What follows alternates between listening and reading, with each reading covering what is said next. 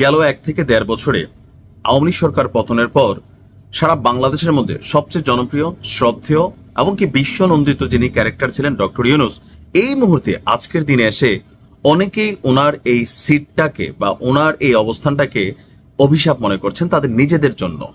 কেন মনে করছেন?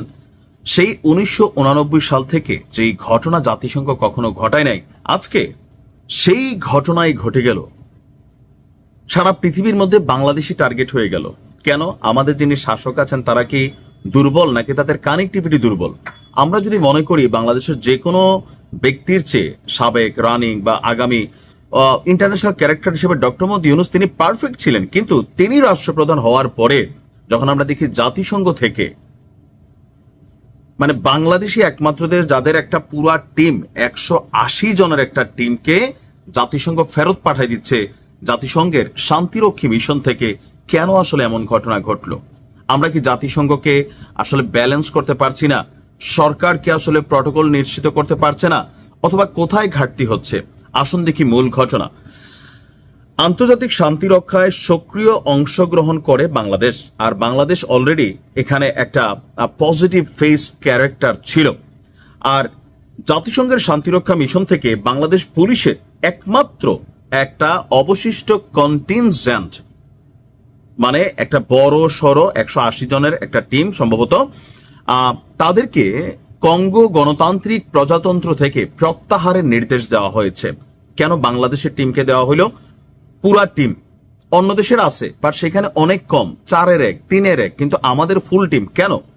এই সিদ্ধান্তে বৈশ্বিক শান্তিরক্ষায় বাংলাদেশ পুলিশের যে দীর্ঘদিনের ভূমিকা ছিল এবং ভবিষ্যতে জাতিসংঘে বাংলাদেশ থেকে এই যে যারা যাবেন, যারা আশা করেন, তাদের জন্য কিন্তু উদ্বেগের তৈরি হয়েছে।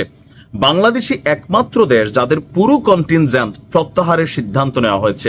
অন্যদিকে ক্যামেরুন, সেনেগাল এবং মিশরের মতন দেশের কন্টিনজেন্ট আংশিকভাবে কমানোর কথা উল্লেখ করা হয়েছে জাতিসংঘের নথির তথ্য। পুলিশের একাধিক কর্মকর্তা জাতিসংঘের এই সিদ্ধান্তকে বাংলাদেশের জন্য গুরুতর আঘাত বা বড় ধাক্কা হিসেবেই দেখছেন। জাতিসংঘ মিশনে কর্মরত পুলিশ কর্মকর্তার চোখে উদ্ভূত পরিস্থিতি বাংলাদেশ সরকারের স্পষ্ট কূটনৈতিক দুর্বলতা বা ব্যর্থতা। আপনার যে ছড়ে দেখছেন 180 সদস্যের মধ্যে এটা ছিল 70 জন নারী পুলিশ কর্মকর্তা, যারা সম্ভবত এবার প্রথমে গিয়েছিলেন। আর আগামী নভেম্বরের মধ্যেই, মানে 1 মাসেরও কম সময়ের মধ্যে তাদেরকে দেশে ফেরত পাঠানো হচ্ছে। মাত্র 2 মাস আগে এই টিমটা গেছে। কবে? মাত্র 2 মাস আগে এই কন্টিনজেন্টের অংশ হিসাবে জাতিসংঘের একমাত্র সবচেয়ে বড় নারী পুলিশ ইউনিট বাংলাদেশ থেকে মোতায়েন করা হয়েছিল। নারী পুলিশ কর্মকর্তাদের ভাষ্য হচ্ছে, সরকারের সক্রিয় উদ্যোগের অভাবে আমাদের পুলিশ এখন পুরোপুরি কোণঠাসা, জাতিসংঘের সিদ্ধান্তে প্রভাব ফেলতে পারছে না। জাগনিজদের করা প্রতিবেদনটিতে বলা হয়েছে যে জাতিসংঘের নথিতে কঙ্গো, মধ্য আফ্রিকান প্রজাতন্ত্র, দক্ষিণ সুদানের বিভিন্ন মিশনে ধাপে ধাপে সদস্য সংখ্যা কমানো, প্রত্যাবাসনের পরিকল্পনা উল্লেখ রয়েছে। বাংলাদেশই একমাত্র দেশ যাদের পুরা টিমকে ফেরত পাঠানো হচ্ছে। কাল থেকে ক্যাম্প বুঝিয়ে দেওয়ার কাজ শুরু হবে।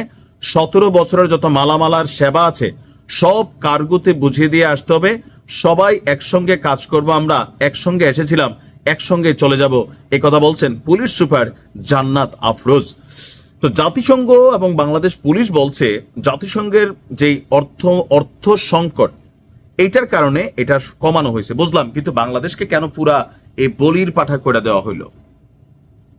আমি জানি না যে এটা কেন করা হবে। আর আগামী 3 দিনের মধ্যেই 162 জনকে পাঠাই দেওয়া হবে। আর 18 জন যারা বিভিন্ন গাড়ি টাড়ি, প্রশাসনিক, লজিস্টিকে কাজ করতেছিলেন, তারা নভেম্বরে ফিরে আসবেন। আমার কাছে মনে হয় এটা সরকারের ব্যর্থতা। ডক্টর মোহাম্মদ ইউনূস তিনি এই মুহূর্তে দেশের মধ্যে ঐকমত্য নিয়ে বা কমিশন সংস্কার নিয়ে যেই পরিমাণ মনোযোগ দিচ্ছেন, সারা পৃথিবীতে গেল এই 1 বছরে বাংলাদেশের ভিসা পাওয়ার রেশিও, বাংলাদেশের পাসপোর্টের মান কমে যাওয়া, কূটনৈতিক ব্যর্থতা, এখানে যারা বসছেন, মানে থাকে না যে কি বলা হয় যে আসলে শব্দটা কিভাবে ব্যবহার করবো, যে অমুকরে দিয়া কি তমুকের কাম চলেনি, বুঝা নিয়েন, ঘোড়ার কাজ কিন্তু চলে না কারে দিয়া। এটা কিন্তু তাহলে প্রমাণিত হইল যারা পররাষ্ট্র সামলাচ্ছেন, ইন্টারন্যাশনাল এই বিষয়গুলোকে ডিল করছেন, তাদের দক্ষতার অভাব। এটা তো ভালো উদাহরণ হলো না? কি বলবেন সরকার? ভালো থাকুন।